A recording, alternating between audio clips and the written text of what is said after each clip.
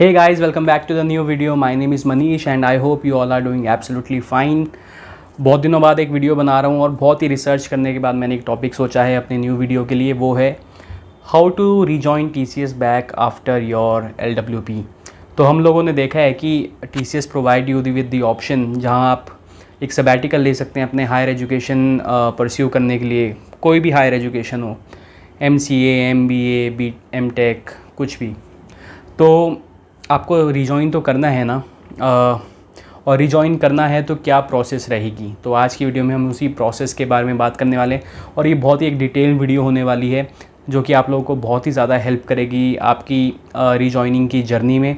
तो वीडियो को एंड तक ज़रूर देखिएगा। वीडियो शुरू करने से पहले अगर आपने मेरे चैनल को सब्सक्राइब नहीं किया है तो प्लीज़ इसे सब्सक्राइब करें। वीडियो पसंद आती है तो इसको लाइक करें, शेयर करें, कमेंट करें और कमेंट पे मुझे ज़रूर बताइए कि आप किस टॉपिक में वीडियो देखना पसंद करेंगे। तो चलिए वीडियो को शुरू करते हैं। So you guys are done with your higher education, जो कि आपने सबैटिकल जिस चीज़ के लिए लिया था, and you want to rejoin TCS back. तो क्या स्टेप्स रहेंगे इस वीडियो में, हम पूरे जो आपका फर्स्ट स्टेप रहेगा जो कि है आप कैसे इनिशिएट कर सकते हैं अपने LWP को एंड करना, और लास्ट स्टेप जो भी आपके रिफिटमेंट का आपके पास लेटर आएगा, पूरा हम एक सर्कल इस वीडियो में करने वाले हैं डिस्कस।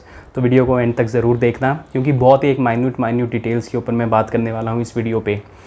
तो शुरू करते हैं फर्स्ट स्टेप से लेके। तो आपका या रिज़ल्ट अवेटेड है या आपका रिज़ल्ट आ चुका है, ठीक है। दोनों ही केसेस में आप अपना रिजॉइनिंग आप इनिशिएट कर सकते हैं। और इनिशिएट कैसे करना है, you just simply have to mail to your HR और the HR group of your location कि you are willing to join TCS back. तो लोग मुझसे पूछते हैं कि भाई what should be the content of that mail. तो सिंपली आप HR को 2 में डालें या HR ग्रुप को CC में रख सकते हैं या दोनों को 2 में रख सकते हैं, और आप बोल सकते हैं कि you had availed for LWP and your LWP start date was this and that and you wish to rejoin TCS back and you are happy to let them know that you have successfully completed your MBA program और MTech program, जो भी आपने programme किया है। तो ये सब लिख के आप लिख सकते हैं yours truly जो भी आपका नाम है, और आप भेज सकते हैं उनको। तो एक इसमें क्वेश्चन, एक मेन चीज़ आती है कि मेरे पास यार HR का तो ईमेल एड्रेस है ही नहीं जिससे 2 साल पहले मैंने कॉन्टैक्ट किया था, और हो सकता है कि 2 साल में उस HR ने स्विच मार लिया हो, तो मैं किसको भेजूं। तो आप अपने लोकेशन जो HR पूल होता है, जो HR ग्रुप होता है आपके लोकेशन का, आप उसको भेज सकते हो। तो जब मैं था तो उस लोकेशन पूल जो था HR पूल की लोकेशन वाइज, उसका जो ईमेल एड्रेस रहता था वो रहता था city.hr@tcs.com। तो सपोज़ करो अगर आपकी लोकेशन दिल्ली है तो आपका रहेगा delhi.hr@tcs.com।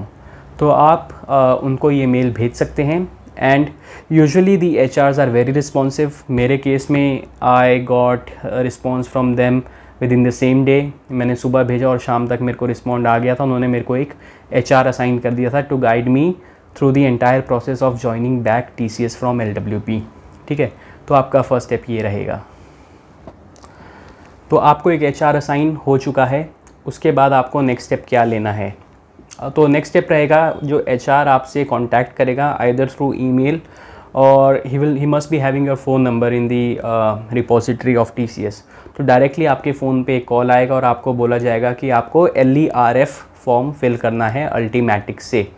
तो LERF का मतलब होता है लीव एंडिंग रिक्वेस्ट फॉर्म। तो जब भी हम एक ऑर्गेनाइजेशन में एक बहुत ही लंबी लीव लेते हैं तो हम लोग उसको अप्रूव कराते हैं लीव को, और जब भी हम उसे एंड कराना होता है तो हम एक LERF भरते हैं।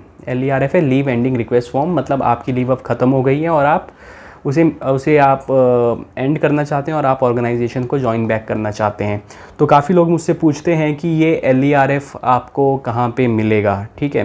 तो LERF आपके जो GESS पोर्टल है, ठीक है, उसके अंदर ही होता है और उसको लोकेट करना बहुत ही ईजी होता है। तो ये था आपका सेकंड स्टेप, आपको LERF फॉर्म भरना है। और LERF फॉर्म फिर किसके पास जाएगा LERF अप्रूवल के लिए। यूजुअली 2 स्टेजेस ऑफ अप्रूवल होते हैं LERF फॉर्म के, और ये प्रोसेस जो है ये आप ट्रैक कर पाएंगे कितनी वो बात है ना कि आप कुछ ट्रैक कर पाएंगे टीसीएस के किसी भी ऑफिशियल प्रोसेस में। हाँ, तो आप एलईआरएफ को ट्रैक कर पाएंगे कि किसके पास वो गया है। तो यूजुअली जो फर्स्ट सेट ऑफ अप्रूवल होता है वो होता है आपका एचआर, और ये एचआर वही होगा जो आपको असाइन किया गया है, तो वो अप्रूव करेगा। और सेकंड सेट ऑफ अप्रूवल होगा वो होगा आपका लोकेशन आरएमजी। आरएमजी आपको सबको पता है, आरएमजी है रिसोर्स मैनेजमेंट ग्रुप, जो कि आपको प्रोजेक्ट एलोकेट करते हैं। तो सेकंड जो स्टेप है वो है एलईआरएफ भरो, उसको अप्रूव कराओ। और लोग मुझसे पूछेंगे कितना टाइम लगता है एलईआरएफ अप्रूव करने में। इट हार्डली टेक्स 1 डे, एक दिन के अंदर या कुछ घंटों के अंदर ही आपका एलईआरएफ जो है वो फिल करके अप्रूव हो जाता है। और एक बात इसमें बहुत ही ध्यान से भरना आप कि आप एलईआरएफ की एंड डेट क्या डालेंगे। तो जिस दिन आप अपना एलईआरएफ भर रहे हैं या जिस दिन आपने अपने एचआर को फर्स्ट मेल भेजा था, हो सकता है आपने अपने एचआर को फर्स्ट मेल भेजा 2 दिन पहले और आप 2 दिन बाद एलईआरएफ भर रहे हैं, तो प्लीज़ एलईआरएफ की एंड डेट आप उसको वही लिखना जो कि आपने अपने एचआर को मेल भेजा है, क्योंकि वो आपकी सैलरी कैलकुलेशन में भी काम आएगा। तो the earlier it is the better it will be. ठीक है, तो ये है आपका सेकंड स्टेप। उसके बाद थर्ड स्टेप, उसके बाद क्या होगा, उसके बाद आपको आपका आरएमजी जो है वो कांटेक्ट करेगा। साइमल्टेनियसली आप 2 एचआर के साथ काम कर रहे होंगे, एक होगा नॉर्मल एचआर और एक होगा आरएमजी। तो जो आरएमजी होगा वो आपसे कांटेक्ट करेगा। In my case they send me a mail कि please let us know which degree you completed and let us know the skills that you have acquired from that degree. तो मेरे case में मैंने MBA की थी, तो मैंने MBA की थी IT management, IT strategy, operations management, supply chain management, domain भी मैंने मेंशन कर दिया, एजाइल, स्क्रम, ये सब लिख के मैंने भेज दिया। ओके, एंड आरएमजी का काम यहाँ तक ही ख़त्म था। फिर आपको कॉल्स आना स्टार्ट होंगी नॉर्मल प्रोजेक्ट्स की जो कॉल आती हैं। ठीक है, तो साइड बाय साइड ये प्रोसेस चलती रहेगी। और एचआर के साथ आपको क्या करना है, in the mean while your HR will also get in touch with you through emails of course, and he will ask for your what you say the documents of your qualifications. So in your case अगर आपने MBA किया है तो he is going to ask you about your degree, your provisional degree document, your mark sheets, individual mark sheets as well as the consolidated mark sheets. तो ये सब आपसे पूछा जाएगा। तो इसमें डरने की कोई बात नहीं है, क्योंकि अगर आपका रिज़ल्ट अवेटेड है तो आप उनको बोल सकते हो कि मेरा रिज़ल्ट अभी अवेटेड है, रिज़ल्ट आया नहीं है, एंड दो I have the print out of the result which was announced in the college website, तो आप लोग वो भी शो कर सकते हैं। और प्रोविज़नल प्लीज़ आप ले लीजिएगा अपने कॉलेज से। प्रोविज़नल एकदम ही रिज़ल्ट के बाद ही आपको कॉलेज में मिलना स्टार्ट हो जाती है। और मार्कशीट्स, आपकी पुरानी मार्कशीट्स तो आपके पास होंगी ही, तो वो भी आप हैंडी रखिएगा। अगर आपने नहीं लिया तो प्लीज़ अपने कॉलेज में जाके ले लेना। और अगर आपके पास नहीं है तो आपको वेट करना पड़ेगा, और अगर आप वेट कर रहे हो तो आपकी रिफिटमेंट की प्रोसेस उतनी ही स्लो होती जाएगी और उतनी ही स्ट्रेच होती जाएगी। तो इस बात का प्लीज़ आप ध्यान रखना, आपके पास जितनी जल्दी हो सके अपने एजुकेशनल डॉक्यूमेंट पूरे हों। और इसके बाद जो एचआर है वो आपको बोलेगा कि आप अपनी जो न्यूली एजुकेशन जो आपने परस्यू की थी आप उसे अल्टीमेटिक्स में भी अपलोड करें। तो अल्टीमेटिक्स में भी वहीं पे आपको करना होता है, माई डिटेल्स में एजुकेशनल डिटेल्स होती हैं, वहाँ पे आपको डालना है। ठीक है, उसमें भी अप्रूवल्स लगते हैं जो कि अलग सेट ऑफ एचआर्स के होते हैं, और वो भी आप ट्रैक कर सकते हैं। तो ये भी हार्डली आधे दिन में हो जाता है, 5-6 दिनों का काम होता है। ठीक है, तो ये थी अभी तक की प्रोसेस जो मैं 3 स्टेप्स बताए। इसके बाद आगे क्या, आपने एजुकेशनल डॉक्यूमेंट्स अगर आपके पास हैं तो you will let your HR know कि आपके पास सारे एजुकेशनल डॉक्यूमेंट्स हैं, तो वो आपको एक फॉर्मेट भेजेंगे। और उस फॉर्मेट में क्या क्या होगा, उस फॉर्मेट में आपका नेम होगा, आपकी पर्सनल डिटेल्स होंगी, आपकी एजुकेशनल डिटेल्स होंगी। एजुकेशनल डिटेल्स के बाद अगर आप किसी प्रोजेक्ट में एलोकेटेड हो गए हैं तो आपको अपने मैनेजर से रिकमेंडेशन भिजवाना पड़ेगा कि yes so and so person has joined this project and he is suitable for this role, and his educational qualification that he has attained post his LWP are in sync with the project requirement, and we are happy to have him in this project. Please initiate his refitment process. तो ये approval होता है, और ये approval आपको अपने manager से भी लगवाना पड़ेगा, और जो आपके प्रोजेक्ट का प्रोग्राम हेड है या जो ओवरऑल प्रोजेक्ट का मैनेजर है उसको भी उसको लिखवाना पड़ेगा। तो ये एक मैनुअल प्रोसेस है, ये ऑटोमेटेड नहीं है, ये सब कुछ मेल्स में ही चलता है, ठीक है।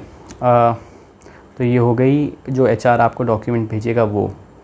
अब बात करते हैं RMG के बेसिस पे कि RMG इस बीच क्या करेगा। तो इस बीच आपको बहुत सारी प्रोजेक्ट कॉल्स आती रहेंगी, और प्रोजेक्ट कॉल्स भी ऐसी होंगी जो कि आपके एजुकेशनल क्वालिफ़िकेशन से रिलेटेड भी हो सकती है, और उससे एकदम अनरिलेटेड कॉल्स भी आपको आ सकती हैं। तो जैसे कि मैं बताऊं, मुझे सपोर्ट प्रोजेक्ट की भी कॉल आई थी कि they are looking for a support person, जो कि उनकी रेगुलर एक्टिविटीज़ जैसे कि कॉन्फ़िगरेशन, SCCM एप्लीकेशन इंस्टॉल करना, ट्रबल शूट करना, ये सब कर सके।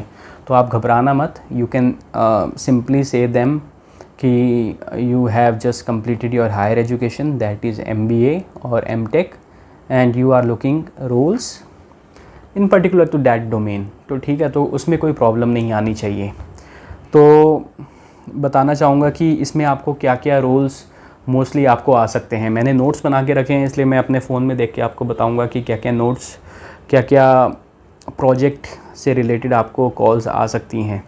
इन माय केस मेरे को एक मार्केटिंग मैनेजर की आई थी, पर वो TCS का एक इंटरनल इनिशिएटिव था तो मैंने मना कर दिया। प्लस मैंने MBA मार्केटिंग में नहीं की थी, इसलिए भी मेरा वो एक था कि मैं मार्केटिंग में नहीं जाना चाहता था। प्लस RMG ने मेरे को बोला कि आप HR डोमेन में जाना चाहते हो तो प्लीज़ लेट हर नो। वो मेरे को HR पोजीशन भी ऑफ़र करने के लिए तैयार थे। प्री सेल्स कंसल्टेंट की भी मेरे को कॉल आई थी। तो प्री सेल्स है कि जो भी TCS प्रपोजल्स बनाते हैं प्राइसिंग से रिलेटेड, दूसरे प्रोजेक्ट्स को अगर उन्हें एक्वायर करना होता है कस्टमर से, तो ये एक इंटरेस्टिंग पीस ऑफ वर्क है। अगर आपने मार्केटिंग एंड सेल्स में अगर आपने MBA की है तो आप इसको परस्यू कर सकते हैं। एक आती है बिज़नेस एनालिस्ट की प्रोफाइल। बिज़नेस एनालिस्ट में बेसिकली आपको क्लाइंट की रिक्वायरमेंट्स को गैदर करना होता है, और टेक्निकल फंक्शनल डॉक्यूमेंट्स आपको लिखने होते हैं, आपको टीम को मैनेज करना होता है। जो भी आपने फंक्शनैलिटीज़ लिखी हैं वो फंक्शनैलिटीज़ आपको टीम को कन्वे करनी पड़ती हैं ताकि वो एक अच्छा सॉफ्टवेयर या एक अच्छा वेब पेज डेवलप कर पाएँ। तो ये था बिज़नेस एनालिस्ट का रोल। एक था PMO का। PMO होता है प्रोजेक्ट मैनेजमेंट ऑफिस। तो या तो आप प्रोजेक्ट मैनेजर बन जाओगे या तो आप प्रोजेक्ट को मैनेज करोगे किसी एक PM के अंडर। तो उसमें सभी का एलोकेशन, प्रोजेक्ट्स के बर्न चार्ट, प्रोजेक्ट कैसा परफॉर्म कर रहा है, रेसी मैट्रिक्स, आपको ये सब देखने को मिलेगा, ठीक है। प्रोडक्ट ओनर, मैं अपने MBA के बाद प्रोडक्ट ओनर का रोल मैंने चूज़ किया था। 2 थिंग्स, एक तो एजाइल में काम करना था मेरे को, तो सेफ़ एजाइल का प्रोजेक्ट था। तो सेफ़, अगर आपको लोगों को नहीं पता है तो सेफ़ एक नया फ्रेमवर्क है एजाइल का। तो काफ़ी अच्छी अपॉर्चुनिटी थी। प्लस मेरे को एक प्रोडक्ट को मैनेज करने का और एक टीम को मैनेज करने का मौका मिल रहा था, तो इसलिए मेरा ये था कि इन सब में से मैंने ये सब चूज़ किया।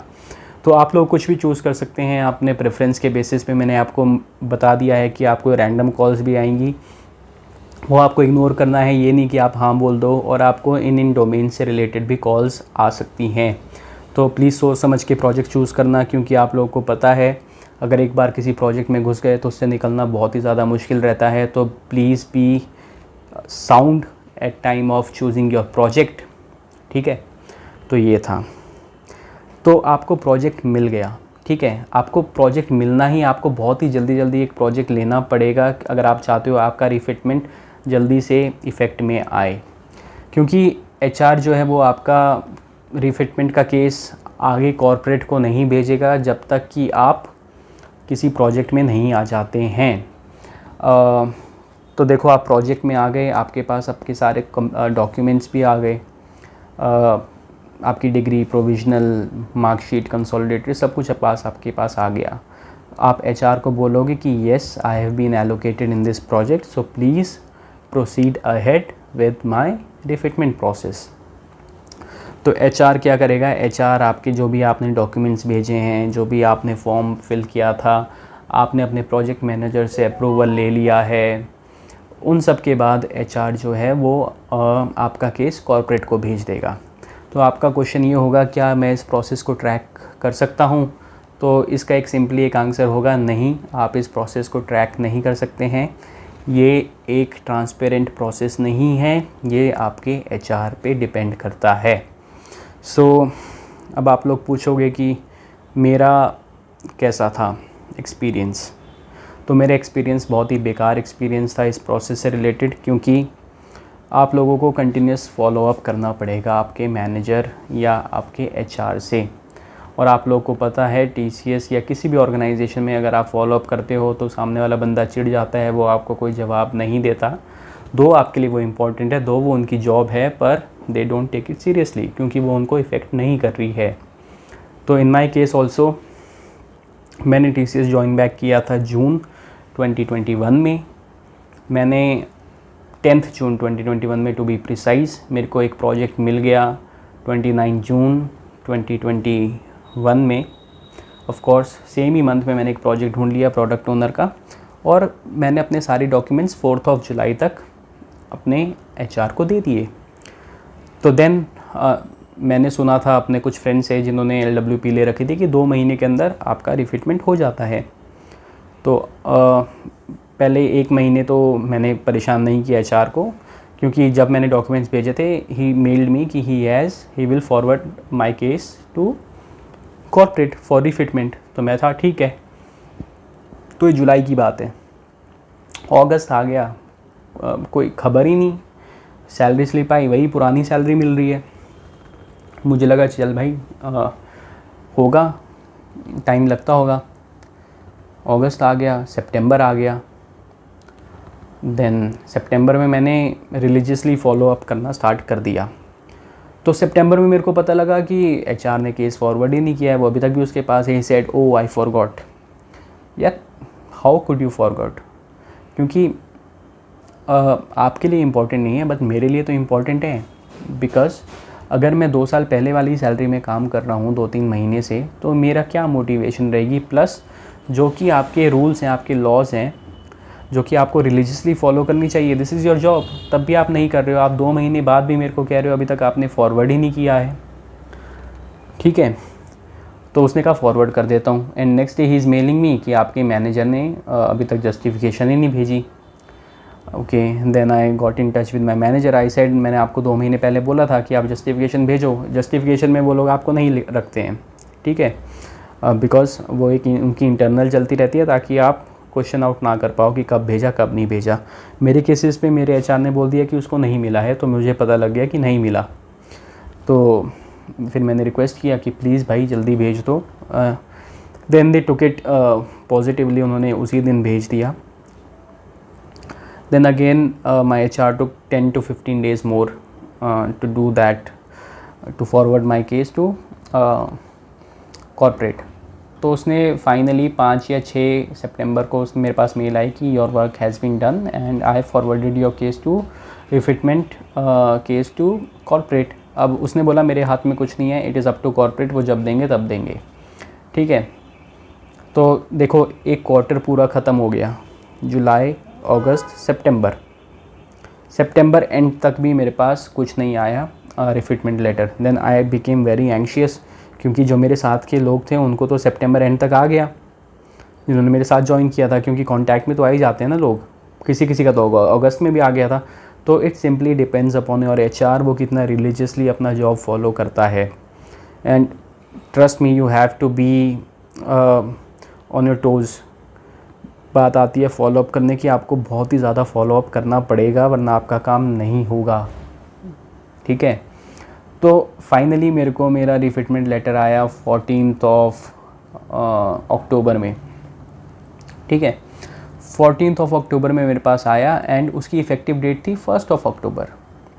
मतलब मैंने जुलाई अगस्त सितंबर, मैंने 3 महीने एक प्रोजेक्ट में काम किया अपने MBA के बाद, अपनी हायर क्वालिफ़िकेशन जो थी मेरी उस पोजीशन पे।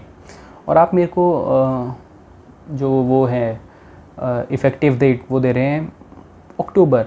तो हाउ इज़ इट पॉसिबल? तो मुझे पहले से नॉलेज थी कि ऐसा नहीं होता है। जो जिस दिन आप प्रोजेक्ट में एलोकेट होते हैं वो आपका रिफिटमेंट का बेसलाइन कंसीडर किया जाना चाहिए, क्योंकि मैंने टीसीएस की पॉलिसी में भी पढ़ा था। पॉलिसी आप ले सकते हैं, माई एच आर होगा अल्टीमेटिक्स में, उसमें एक LWP पॉलिसी होगी, उसमें साफ साफ लिखा हुआ था। Then I went to my HR, I told him, I took the screenshot of that line and I sent him mail. I told him, why is it 1st of October and not 1st of July? तो वो ना घबरा गया, क्योंकि delay तो उसके and से ही हुआ था। तो उसने मेरे को पहले तो कोई रिस्पॉन्ड नहीं किया। Then I put my manager और उसका मैनेजर इन CC कि I have been working in this project since 3 months and my refitment is being considered from 1st of October, which is not ethical.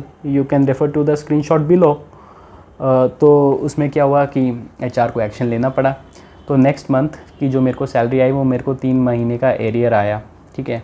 तो I was very happy कि finally ये जो process है ये पूरी हुई। इतने महीनों की इससे जो मैं मशक्क़त कर रहा था, जो फॉलोअप ले रहा था, कभी अपने मैनेजर से, कभी HR से, कभी RMG से, कभी अपनी टीम लीड से, वो पूरी हुई। तो मोरल ऑफ़ द स्टोरी, आप लोगों को फॉलोअप करना पड़ेगा, चाहे कोई बुरा माने या ना माने, बेशर्म हो जाओ, फॉलोअप करो, तभी आपका काम जल्दी होगा, ठीक है। तो बस अक्टूबर में हुआ और जून में मैंने अगले साल TCS ही छोड़ दी। तो ये थी moral of the story, follow up करो, अपना हक लेना सीखो। चाहे HR बुरा माने या ना माने, वो कुछ नहीं कर सकता, because he has to do his job. Delay करने से कोई मतलब नहीं, आपका ही नुकसान होगा। और आप भी अपने डिग्री वगैरह सब कुछ जल्दी ले आइए, क्योंकि जितनी आप डिले करेंगे उतना और डिले वो करेगा, तो बहुत ही डिले होता रहेगा। तो ये ना एक कैस्केडिंग प्रोसेस हो जाती है। तो जितना जल्दी आप करोगे, जितना टोज़ पे आप रहोगे, जितना पुश आप करोगे, उतना ही जल्दी आपका काम होगा। तो ये थी वीडियो। आई होप आप लोगों को ये वीडियो पसंद आई होगी। पसंद आई है तो प्लीज़ इस वीडियो को आप शेयर कीजिए, लाइक कीजिए, मेरे यूट्यूब चैनल को सब्सक्राइब कीजिए, और कमेंट बॉक्स में अगर आपका कोई ऐसा एक एक्सपीरियंस है जो मैंने शेयर किया है तो प्लीज़ आप वो एक्सपीरियंस भी मुझे बताइएगा। और बहुत ही जल्द नए नए वीडियोज़ आने वाले हैं। TCS से हट के भी मैं वीडियो बनाने की सोच रहा हूँ, जैसे कि हो गए ट्रैवल व्लॉग्स। घर पे बैठे बैठे थोड़ा अनफिट हो गया हूँ, तो जिम भी ज्वाइन करने की सोच रहा हूँ, तो सोच रहा हूँ उसे भी बीच में डाल दूँ इन वीडियोस के। अगर आप कुछ एक्सपेरिमेंट देखना चाहेंगे तो प्लीज़ आप कमेंट में नीचे बताइएगा कि आप कैसी वीडियोस देखना चाहेंगे। और अगर आपके पास कोई सजेशन है इम्प्रूवमेंट के, क्योंकि देखो नो वन इज़ परफेक्ट, मैं कोई बहुत बड़ा यूट्यूबर तो हूँ नहीं, मैं भी सीख ही रहा हूँ। तो आप सबके जो कमेंट्स हैं, जो आपके रिव्यूज़ हैं, वो सर आंखों पे। तो please do watch my videos, do subscribe my channel. We are soon going to be a family of 1000 subscribers and I'm really excited about it. तो मैं मिलता हूँ आपको नई वीडियो में, तब तक के लिए take care and bye bye.